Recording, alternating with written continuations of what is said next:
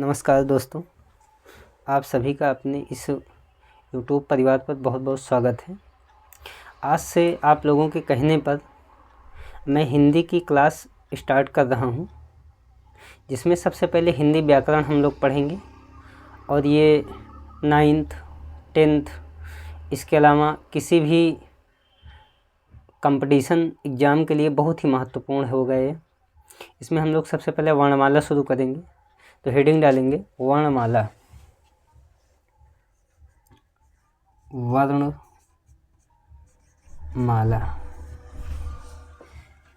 अगर हम लोग वर्णमाला को पढ़ें तो वर्णमाला को पढ़ने के लिए हम इसको 4 भागों में बांटेंगे।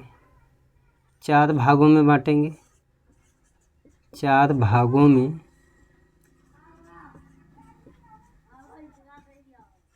विभाजित किया गया है। तो वर्णमाला को 4 भागों में विभाजित किया गया है। इसमें से जो पहला भाग है उसको कहते हैं, ये जो वर्णमाला है इसको अगर हम 4 भागों में विभाजित करके पढ़ेंगे तो जो पहला विभाग है उसको कहते हैं वर्ण विभाग। वर्ण विभाग। तो पहला जो सेगमेंट है उसको वर्ण विभाग कहते हैं। वर्ण विभाग के बाद दूसरा जो सेगमेंट है भाई, सबसे पहले वर्ण आता है और कई वर्ण मिल के आपस में शब्द बनते हैं। तो दूसरा जो विभाग होगा उसको हम लोग कहेंगे शब्द विभाग। तो पहला तो वर्ण विभाग और दूसरा आपका शब्द विभाग। और शब्द विभाग के बाद कई शब्दों के आपस में मेल से एक पद बनता है। तो जो तीसरा विभाग होगा उसको हम लोग कहेंगे पद विभाग। तो ये हमारे 3 पार्ट हो गए, जबकि हमने बताया कि पूरे वर्णमाला को हम लोग 4 भागों में बांट के पढ़ेंगे। तो एक अगला जो विभाग होगा वो पद का बड़ा रूप होता है वाक्य। तो अगला विभाग कहलाएगा वाक्य विभाग। तो ये हमने आपको जैसे बताया कि जो वर्णमाला है इसको हम लोग 4 विभाग में बांट के पढ़ेंगे। पहला शब्द विभाग वर्ण विभाग, दूसरा शब्द विभाग, तीसरा पद विभाग और चौथा वाक्य विभाग। ये जो वर्ण है, वर्णों के मेल से शब्द बनता है, शब्दों के मेल से पद बनता है और पद का बड़ा रूप ही वाक्य कहलाता है। तो इस प्रकार से हम लोग इसको 4 भागों में बांट कर पढ़ेंगे। ये जो वर्ण विभाग है, इसी वर्ण विभाग के अंतर्गत हम लोग वर्णमाला का अध्ययन करते हैं। वर्णमाला का अध्ययन करते हैं। तो वर्णमाला का अध्ययन हम लोग इसी वर्ण विभाग के अंतर्गत करते हैं। तो हम लोग पढ़ेंगे वर्णमाला। हेडिंग बनाइए वर्णमाला।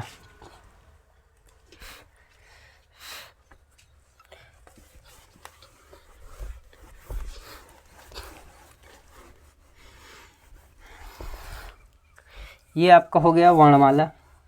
सबसे पहले हम लोग वर्णमाला की परिभाषा को समझते हैं कि वर्णमाला आखिर कहते किसको हैं। तो लिखिएगा वर्णों। अभी वर्ण क्या है इसको हम लोग समझ लेंगे। इसी को कोष्टक में लिखेंगे लिपि चिन्हों। तो वर्णों या लिपि चिन्हों के व्यवस्थित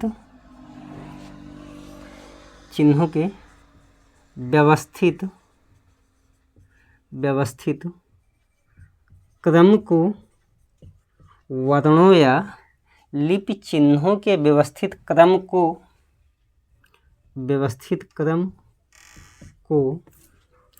वर्णमाला कहते हैं। तो अब आपका वर्णमाला की परिभाषा निकल के आ गई कि वर्णों या लिपि चिन्हों के व्यवस्थित क्रम को वर्णमाला कहते हैं। अब सवाल ये है कि हम लोग वर्ण किसको कहते हैं, वर्ण क्या है, तो वर्ण को समझने की ज़रूरत है। तो हम लोग हेडिंग डालते हैं वर्ण, या ऐसे ही समझते हैं।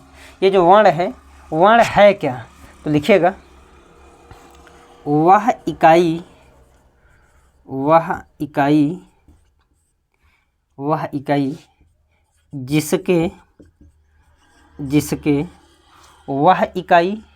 जिसके टुकड़े नहीं किया जा सकते, जिसके टुकड़े नहीं किए जा सकते,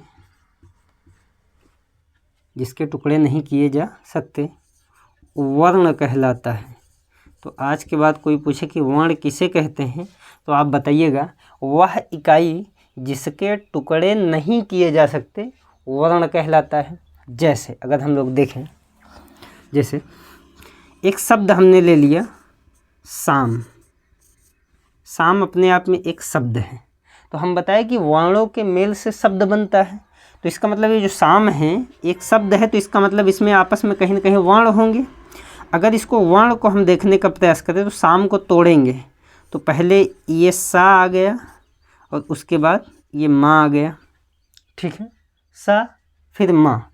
अगर सा को तोड़ें तो जो सा है ये हल के साथ में सा, और उसके बाद इसमें देखिए बड़ा आ की मात्रा है, तो इसका मतलब दीर्घ आ, ये आपका व्यंजन है और ये आपका स्वर। अभी आगे चल के हम लोग पढ़ेंगे। और माँ को तोड़ें तो हल के साथ में माँ, और उसके बाद इसमें आ जाएगा आपका लघु आ, ठीक।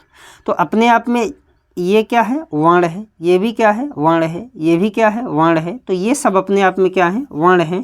तो हमने आपको बताया कि शब्द किसको कहते हैं, वर्णों के मेल से जो भी शब्द निकलता है, जो भी शब्द उत्पन्न होता है उसी को हम लोग शब्द कहते हैं। यानी कि वर्णों का मेल जो होता है वो अपने आप में शब्द के रूप में होता है, ठीक।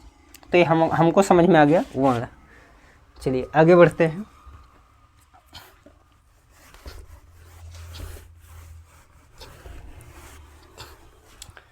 अब हेडिंग डालते हैं हम लोग वर्ण। अभी हमने आपको बताया कि वह इकाई जिसके टुकड़े नहीं किए जा सकते उसे वर्ण कहते हैं। तो वह इकाई जिसके टुकड़े नहीं किए जा सकते उसे वर्ण कहते हैं, ठीक।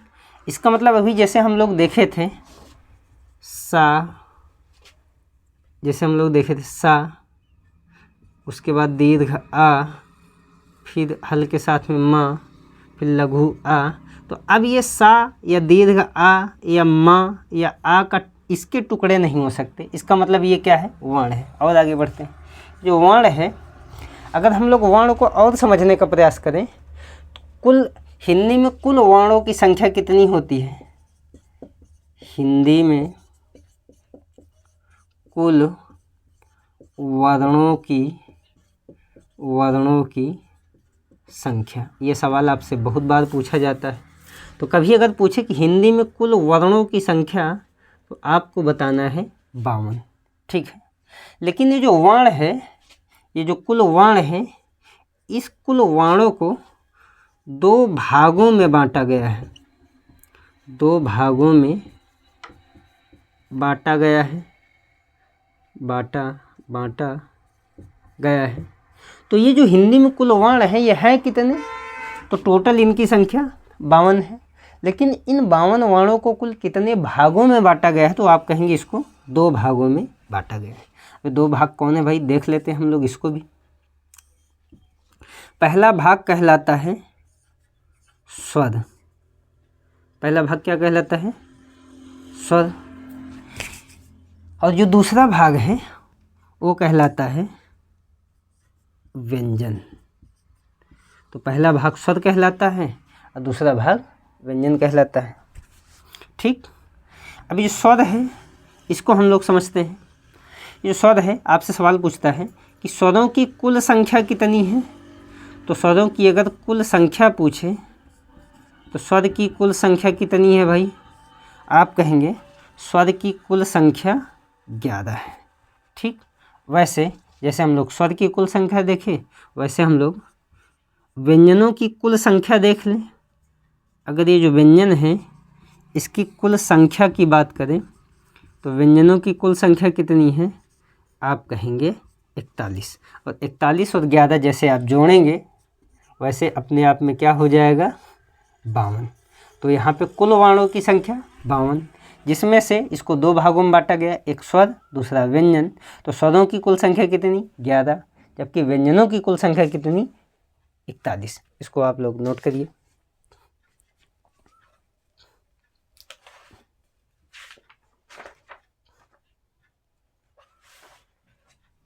चलिए, नोट कर लिए होंगे। अब हम लोग और आगे बढ़ते हैं। स्वर किसे कहते हैं? तो इसकी परिभाषा नोट करिएगा। स्वर किसे कहते हैं? लिखिएगा स्वतंत्र। स्वतंत्र। यहाँ पे स्वर और व्यंजन की परिभाषा बहुत आसान है। स्वर में आपको ये रट लेना है स्वतंत्र, और व्यंजन में इसका अपोजिट, ये स्वतंत्र है तो ये हो जाएगा परतंत्र। परतंत्र का मतलब अधीन। तो यहाँ पे इसकी परिभाषा नोट करते हैं। स्वतंत्र रूप से बोले जाने वाले, स्वतंत्र रूप से बोले जाने वाले वर्णों को, स्वतंत्र रूप से बोले जाने वाले वर्णों को स्वर कहा जाता है। तो स्वर का उच्चारण करते समय हमें किसी अन्य की ज़रूरत नहीं पड़ती। इनका उच्चारण हम स्वतंत्र रूप से खुद ही कर सकते हैं। इसीलिए कहा जाता है कि स्वतंत्र रूप से बोले जाने वाले वर्णों को स्वर कहा जाता है। ठीक है, बाकी आप देख ही रहे हैं। इसकी कुल संख्या कितनी है? 11, जिसकी कुल संख्या 11 है। ठीक, अब आते हैं हम लोग व्यंजन में कि व्यंजन किसको कहते हैं। तो इसकी परिभाषा नोट करिएगा। ये आपको बताया कि व्यंजन में एक शब्द आपको दिमाग में रखना है, परतंत्र। तो परतंत्र का मतलब होता है अधीन। ठीक है, या दूसरे की सहायता से। तो लिखिएगा जिन वर्णों का उच्चारण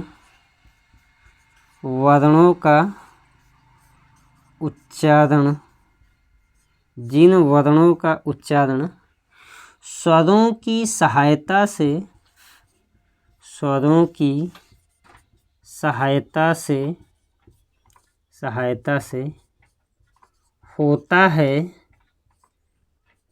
होता है उसे व्यंजन कहते हैं। तो हम लोग आज अभी स्वर और व्यंजन के बारे में समझ लिए। बाकी की चीज़ें हम लोग आगे के क्लास में समझेंगे। तो आप लोगों को बहुत बहुत धन्यवाद।